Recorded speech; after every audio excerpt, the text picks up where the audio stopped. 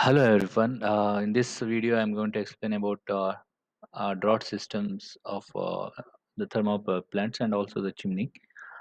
Here, the drought system it is used for it is right from the air inlet to the flue gas outlet through the chimney. So the whole system is called a drought system, which include the boiler pipes, economizer, and preheater, and finally the chimney. It is used to discharge the hot flue gases to the atmosphere. So, okay, we'll just see the chimney. What is chimney? It is like it will create a pressure difference so that there will be the easy flow of hot flue gases from the boiler, the thermal power plant to the atmosphere. Means high pressure it will be designed like the flue gas pressure will be higher than that of atmospheric so that it can flow easily. As we know that fluid flows from high pressure region to low pressure region. So that is the main thing. Its design is made in such a way that as it moves upwards, so there will be a pressure difference between atmosphere and the inner system or inner space of the chimney. Uh, this is actually usually it is constructed with materials like steel, bricks, or concrete. Okay, and concrete is used as it's having longer life. If steel is used because of some pollutants, there may be a corrosion and some other chemical reactions, and there may be chances of the erosion of the inner surface, the surface of the chimney, and may not be a long life, and even the bricks. So that's why concrete is preferred for this. Types of drought systems. One is mainly classified as natural drought and mechanical drought system. In under mechanical, it is uh, forced drought, induced drought, and balanced drought. Okay, then we'll see the natural drought system. Here, the furnace, and from there, it will be like because of here the outer pressure is more than that of inner pressure because it is cold air, hot gas. Hot gas is having low density, cold is having higher density, so that will pressurize that to move towards the chimney. And here, like the inside pressure is it is designed in such a way that inside pressure will be higher than that of outside pressure. So that's why it is made. They will leave it to very high elevation. As we know, uh, at higher the elevation, as we go beyond the earth surface, just move upwards from the earth surface, then there will be drop in the pressure. So they just want to use that uh, what is that pressure difference. For example, at 200-meter height, there will be low pressure than that of at ground level. So obviously the whatever the system here ground level is there, this is a high pressure region, and that region will be low pressure region. It will pressurize that fluid or flue gases to move in that way. So that will be the main thing. Usually, this is like here there may be a lot of things may happen. Like if suppose the temperature of here it may be higher than that of this the uh, temperature here inside.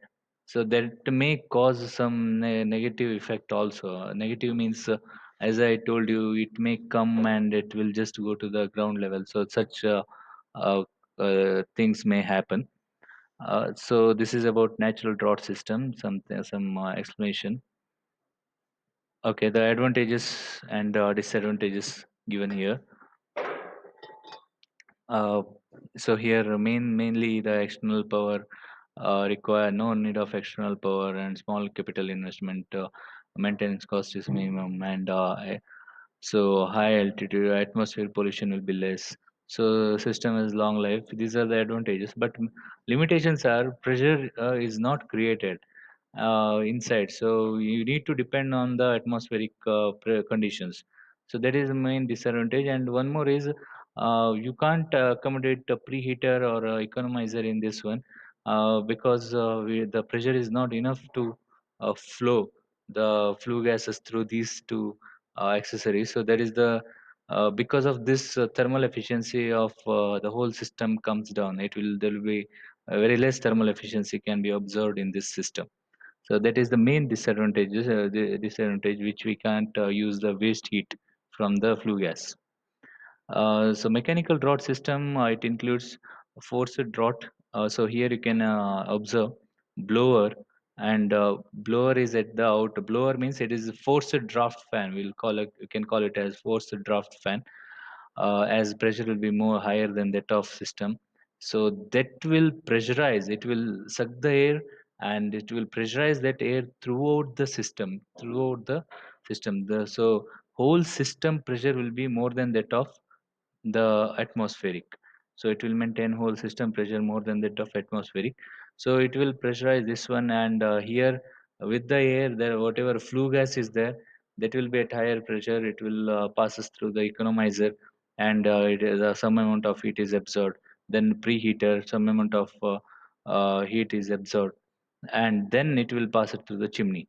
So main thing is chimney height may not be too high here. Small height chimney can be used, as there will be no need of you can say there is an external force we are using to flow the for the easy flow of flue gases from this whole system to the atmosphere. But in natural drought, we need to maintain that high pressure inside. So that's why there will be high elevation chimneys. But there is no need of such chimneys here. So that is the main thing. And as there is a high pressure in overall system, there may be a chance of leakage and all. So such things can be taken care of. So this is something some explanation which I explained already, the how the function takes place. And next, induced drought. Here you can observe blower which is there. It is induced fan. Induced fan means throughout the so here it will make a very low pressure region. Because of that, there will be suction of air from this inlet, and that will pass through this. And once it is combustion takes place, that flue gases will be passed through the economizer preheater, and then it is taken to this one, and it will force it to through the chimney to the atmosphere. So like this, the main thing is here the hot gases will come in contact with the fan, the induced draft fan. So it may corrode it, there will be corrosion problem, some erosion problem may be there in the draft. So otherwise there will be no uh, high pressure, so there will be no leakage, and such things will may not be there in this induced drought. So this is some explanation about that. So this is a comparison uh, between forced drought and induced drought. So here in induced drought, it handles higher volume of gases at a high temperature. Therefore, size of the fan required will be more. Power requirement will be more compared to the forced drought system. Water cooled bearings are required in induced drought because whole system, the very hot gases will be it will be handling. So that's why direct contact of that may require water cooled bearings. So there are the chances of air leakage in the forced drought. Um, yeah, as I told you, the whole system pressure will be higher than that of atmospheric, so that's why. And induced drought system, air flows in uniform throughout the grate. Uh, so that is the main advantage of induced drought system. Uh, in induced drought system, cold air may rush into the furnace. Yeah, this is one what do you say the disadvantage of induced drought, as the whole system at lower than that of lower pressure at that of uh, than that of atmospheric. So from anywhere there may be chances of the rushing of cold air into the system, because after the after the induced fan, it will force that flue gas to chimney. So only chimney is having high pressure than the atmospheric, but all the other systems will be at lower pressure. So that may create some problems. So fan blade where will be taking it will be there as it comes in contact with fan blade directly, the flue gases. So this is a balanced draught system, which is both the fans, FD fan, the forced draught fan before boiler, and induced draft fan before chimney. Both are used to eliminate all the disadvantages of both induced draught and forced draught system.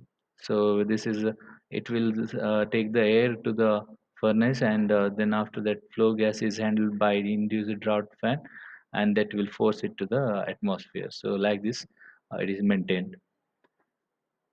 This is the explanation of uh, balanced draught system.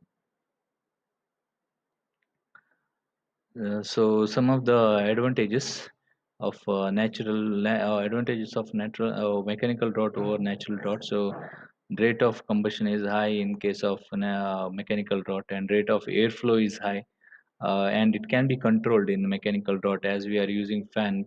You control the fan speed, and you can control that. Because of that, you can control using that you can control the amount or rate of airflow. The operation of mechanical drought system does not depend on yeah, as I told you, the natural drought system purely depends on the surrounding condition, but not mechanical. It will be constantly, it will be working on working the smooth working will be there. Low grade fuel can be burnt in the mechanical drought as you are forcing the drying of coal. All those things will be very easier, so that's why in mechanical rods, maximum heat can be recovered, hence overall efficiency will be high. Main difference, it is main advantage because we are using waste, we are doing waste heat recovery in case of mechanical rod, but in natural rod it's not possible. Chimney height need not be an high as high as that of a natural rod. So there is one. There is also one of the advantage because the construction cost may be less here. So this is about